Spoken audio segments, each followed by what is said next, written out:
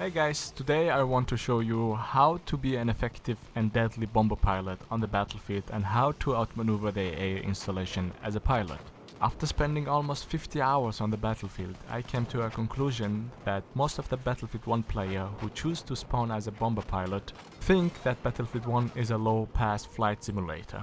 And that's the easiest way to destroy such a deadly weapon in a very short time without having any effect on the battlefield. I have spent a lot of time as a bomber pilot or as a gunner in the air. Unfortunately, spawning as a gunner in the bomber always meant to me certain death in a very short time.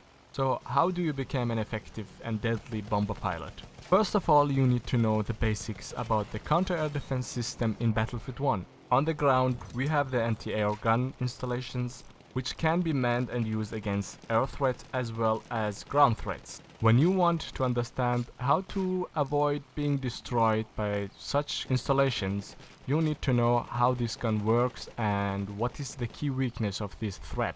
AA guns use explosive shells that explode once close to the threat, and like any shells, they have a maximum effective range and a shell velocity. You probably have seen AA shells exploding in the air before you approach their effective range. Once you understand how the anti-air gun installation works, you need to start thinking about its weakness. So what is the anti-air gun weakness, and what can I do as a bomber pilot against an AA installation?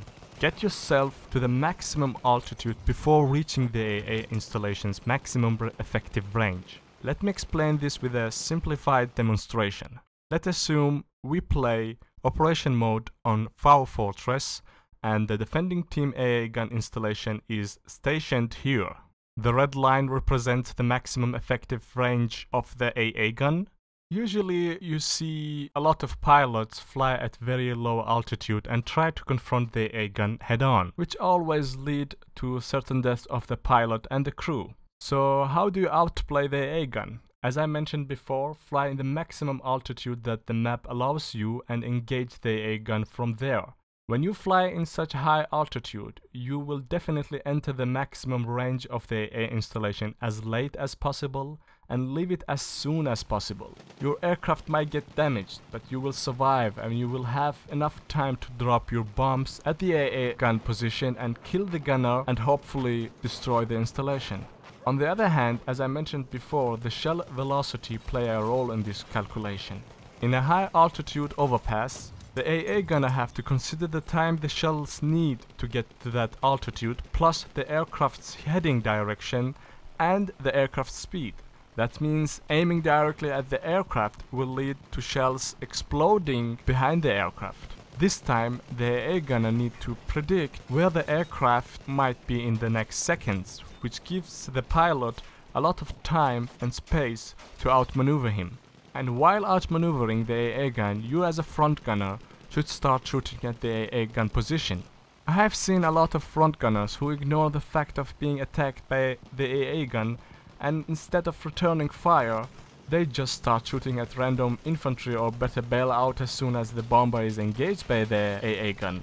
Once the enemy's counter-air defense system on the ground is destroyed, you can lower your altitude and start engaging the enemy's ground forces, or fly in a loop so your front gunner can engage the enemies. And for the rear gunner who always bails out as soon as he gets bored, please stay in your seat and focus on the threats in the air. If you want to be an effective bomber, you need to understand that the bomber is useless without a good front and a good rear gunner. The rear gunner is your only hope as a pilot against any air threat. Best case scenario, you're playing with some friends and communicate through TeamSpeak or Skype, and you need that communication. While ground air defense system is on a fixed position, the air-to-air threat is mobile and, in my opinion, more dangerous than the threat from the ground. So as I mentioned before, you as a rear gunner are the only hope the pilot has against an enemy aircraft. So remember, next time you choose to spawn as a gunner in a bomber, take responsibility and play your role. And when the threats are minimized, the bomber is going to be a huge pain for the enemy. And as an infantry soldier on the ground, you can help the bombers by destroying the AA installations. Remember, Battlefield is always about teamwork, and without it you will lose, even if you have a KD ratio of 4 or higher. The assault class have access to a variety of anti-vehicle weapons such as an anti-tank rifle for long-distance engagements or the dynamite stick for short-distance engagements. And the support class have access to HE mortar, which is the anti-vehicle version of the mortar shell. You can use that for long-range engagements, and you can use the limp charge when you are near the AA installation system. Anyway, let's summarize all the information we talked about. Now we know how to outmaneuver the AA installations on the ground. Fly as high as possible and avoid low altitude confrontations. The rear gunner and the front gunner have to take responsibility and start thinking as a crew member who is ready to go down with the bird. And you on the ground start helping your teammates in the air by either destroying the AA installation or using it against enemy aircrafts. Well, I hope you enjoyed this video so far, and hopefully next time when you spawn as my rear or front gunner, you know what to do. Drop a like if you liked it, and you might know more tips. Please enlighten me in the comment section. I would like to see your opinion, and share the video to make my day. This is Breacher, and I see you on the battlefield.